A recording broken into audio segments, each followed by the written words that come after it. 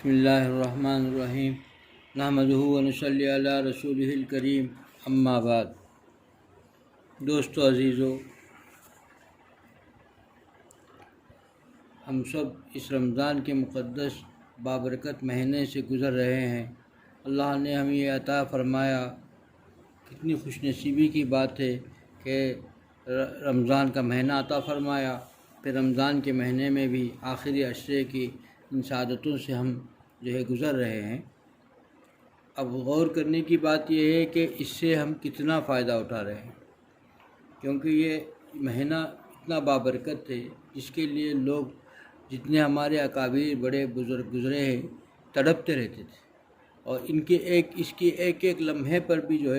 اپنے سب کچھ فدا کر دیتے تھے، کیونکہ یہ چیز ہے ہی ایسی کہ اگلی امتوں کی عمریں جو لمبی لمبی ہوتی تھی،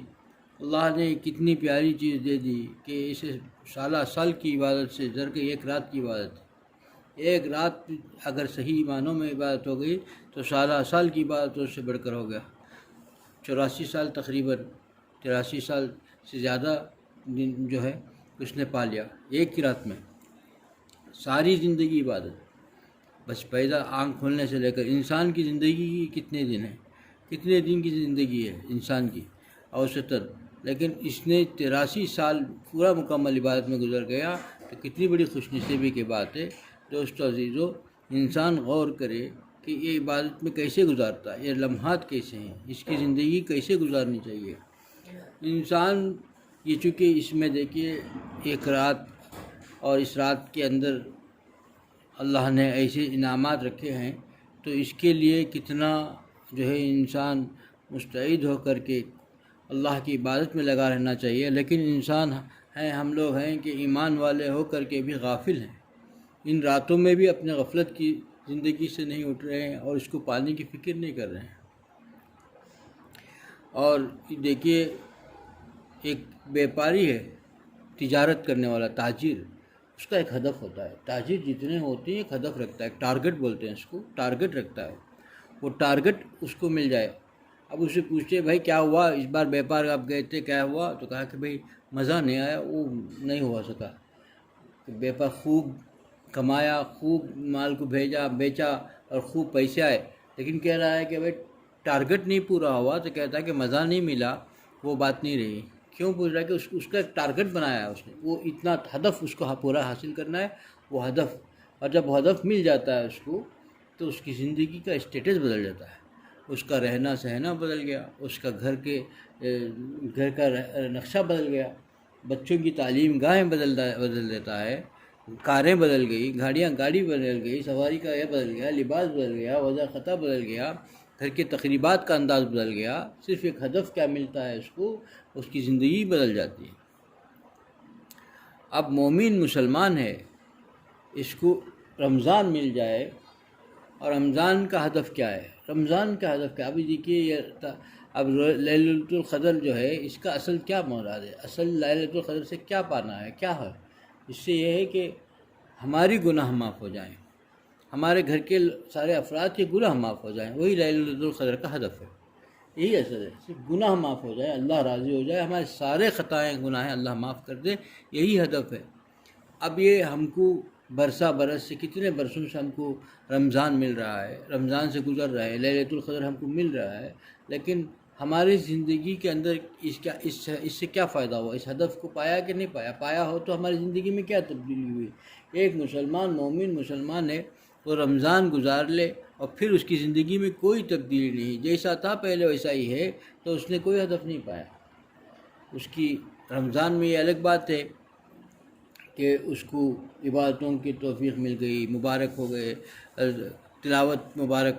اس کی عبادت مبارک، تلاوت مبارک، اور پھر روزہ مبارک، تہجد مبارک، سب مبارک ہے، لیکن ہدف نہیں ملا، زندگی نہیں بدلی، تو پھر کیا ملا؟ زندگی بدلنی چاہیے، اس کے رمضان کے بعد انسان کی زندگی بدل جائے، رمضان سے پہلے جیسا گزارتا تھا، رمضان کے بعد اس کی زندگی بدل گئی، اس کی گھر کے افراد کی زندگی بدل گئی، اور اس کا معاشرت معاملات کے اندر تبدیلی آ گئی، اس کی باطنی امراض میں فرق پڑ گیا، جو غصہ ہے اس میں فرق پڑ گیا، غیبت میں فرق پڑ گیا، اور بد نظری سے بچ گیا، یہ جو زندگی کے اندر تبدیلی ہے، یہ اصل چیز ہدف ہے، یہ ہے۔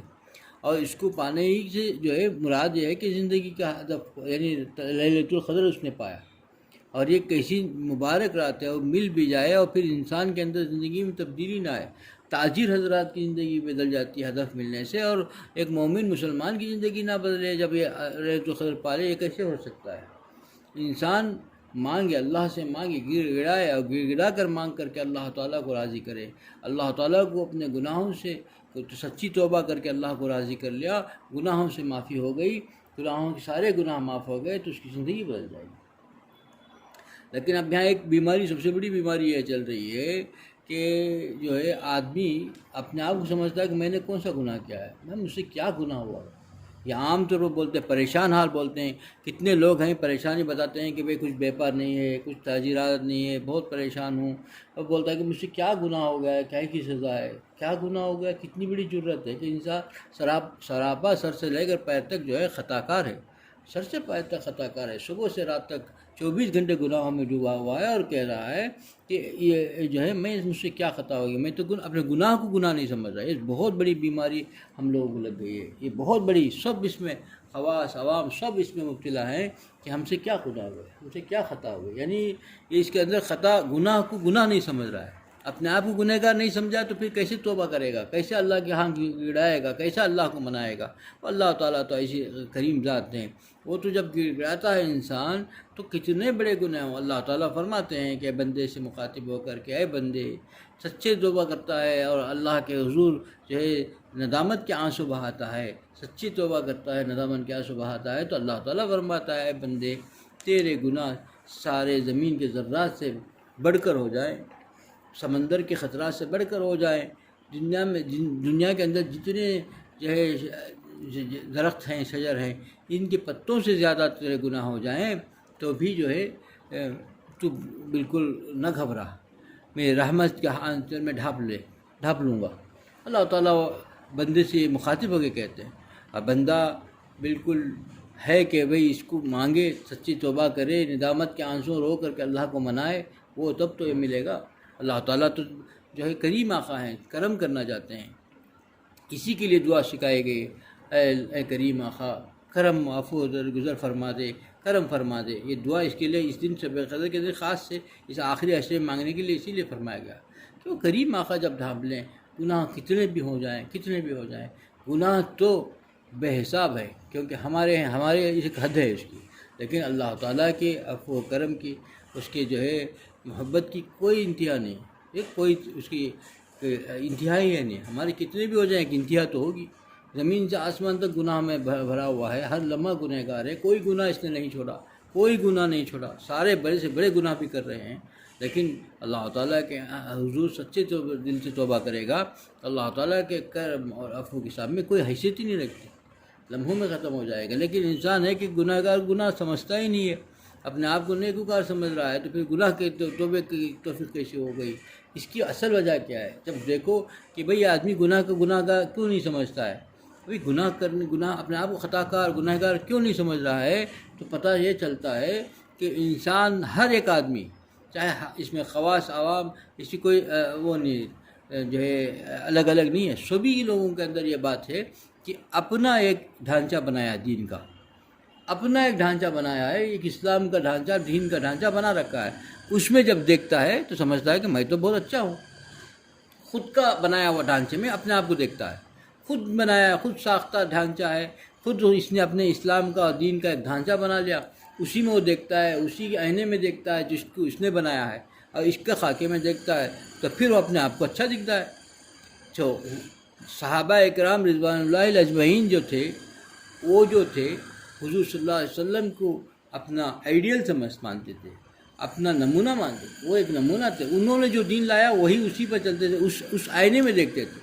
اس دین میں دیکھتے تھے۔ تو حال کیا تھا ان کا؟ رات بھر، اللہ تعالیٰ قرآن میں فرماتے ہیں، رات بھر عبادت کرتے تھے، رات بھر کے پیروں میں ورم میں آ جاتی تھی، لمبی لمبی، اور جو رو کے دعائیں کرتے تھے، رات بھر ایک رات میں قرآن مکمل قرآن کی تلاوت ہو جاتی تھی، اتنا پڑھتے تھے۔ پھر کیا ہوتا تھا کہ فجر کا وقت، سحر کا وقت جب ہوتا تھا تہجد کا جب وقت ہوتا تھا تو اتنا روتے تھے، اتنا گر گراتے تھے، اتنی رخت طاری ہو جاتی تھی کہ گویا کہ بے ہوش ہو جائے، رو رو کے کہتے تھے کہ اللہ ہم سے تیری بات نہیں ہو سکی، ہم صحیح عبادت نہیں کر سکے، نہ ذکر کر سکے، نہ تلاوت کر سکے، ہمارا کیا حال ہو گیا ہے کہ ہمارے اندر کیسے دین کتنے خطرے میں ہے ہمارا کہ ہم اتنا بھی نہیں کر سکتے تھے، نہ ذکر صحیح کر سکتے ہیں، نہ عبادت صحیح کر سکتے ہیں، نہ تلاوت صحیح ہمارے سے ادا ہو رہی ہے، نہ نماز ہمارے صحیح ادا ہو رہی ہے۔ کون پوچھ رہا ہے جو رات رات بھر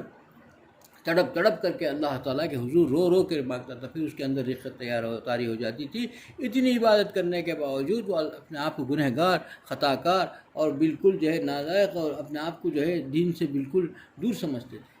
صحابہ کرام، کیونکہ ان کے سامنے نمونہ جو تھے حضور صلی اللہ علیہ وسلم کی دین اور شریعت، اور ان کا نمونہ ان کے سامنے تھا، ان کی زندگی، ان کی سنتیں سامنے تھی، تو اس ڈھانچے میں اپنے آپ کو ڈال کے دیکھتے تھے۔ اور ہمارا جو ہے کہ ہم نے اپنا بنایا ہوا ہے، شریعت اور دین سے اور سنت سے کوئی تعلق نہیں، ہم اپنا شریعت، ہمارا اپنا ایک اسلام کا ڈھانچہ بنا لیا اور اس میں دیکھ لیا اور سمجھ لیا کہ بھئی ہم تو بہت اچھے دیندار ہیں، ہم سے کیا خطا ہو رہی ہے، ہم تو بہت دیندار ہیں، بہت اللہ والے ہیں، ہم تو نیک ہیں، اپنے آپ کو نیکوکار میں شامل کر لیا۔ تو یہ غفلت جو ہے بہت بڑی خطرناک بات ہے، بہت بڑی خطرناک بات ہے۔ اور ان قیمتی لمحات میں بھی یہی غفلت ہم کو جو ہے غفلت کے اندھیرے میں ڈھکیلے ہوئی ہے۔ اسی وجہ سے ہم اس رمضان کو پا کر بھی کتنے برسوں میں کتنے ہماری زندگی میں کتنے لیلۃ القدر آئے، اور ہماری کتنے زندگی میں ہمیں کتنے رمضان پائے، پھر ہماری زندگی میں کیا تبدیلی آئی۔ وہاں تو حال یہ ہوتا تھا کہ ان کی زندگیاں بدل جاتی تھیں۔ کتنے اللہ والے ایسے ہیں جن کی زندگیاں ایسی بدل گئی کہ وہ کوئی سوچ نہیں سکتا تھا، پہلے کچھ تھے، بعد اس کے بعد ایسی زندگی آ گئی، اللہ کے مقرب بندے بن گئے، اور پھر ایسی آ گئی ان کے سارا گھرانہ بدل گیا، ان کی تجارت بدل گئی، ان کا معاملات بدل گئے، معاشرت بدل گئی، گفتگو بدل گئی، ان کا ہر چیز بدل گیا، وضع خطا ساری چیزیں بدل گئی، کیونکہ انہوں نے ایسا پایا رمضان کو، اور اس کو اس پانے کے ساتھ ہی اس کو استعمال ایسا کیا کہ سچے ایک ہدف میں گئے، اس ہدف کو پانا تھا ان کو، اللہ کو منا لیا، اللہ کے بن گئے، اللہ کے مقرب بن گئے، زندگی بدل گئی۔ اور ہمارا اپنا اس وقت جو ہے ہم اپنا جو ہے اپنے آپ کو دیکھنا ہوگا، ہمارے اعمال کو دیکھنا ہوگا، ہماری معاشرت کو دیکھنی ہوگی، ہمارے بازار، ہمارے لین دین، ہمارے آنکھوں کی نگاہوں کو سب کچھ غور کرنا ہوگا، تب پتہ چلے گا کہ حقیقت سے ہم صحیح شریعت جو ہے اس سے ہم کتنے دور ہیں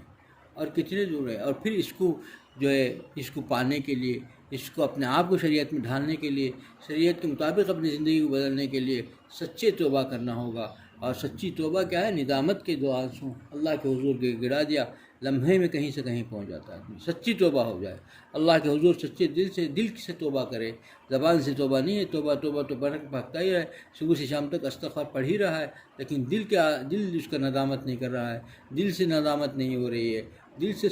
سچی ندامت سے ساتھ دو آنسو بہا کر کے اللہ کو منا لیے ہم، تو پھر کامیاب ہو گئے۔ اور یہ رمضان بھی ہم کامیاب ہو گئے، ہم جو ہے لیلۃ القدر کو پا لیا، اور وہ ہماری زندگی کے اندر بہترین زندگی ہو گئی۔ اللہ تعالیٰ مجھے بھی اس عمل کی توفیق عطا فرمائے، آپ لوگوں کو بھی اس عمل کی توفیق عطا فرمائے۔ وآخر دعوانا الحمدللہ رب العالمین۔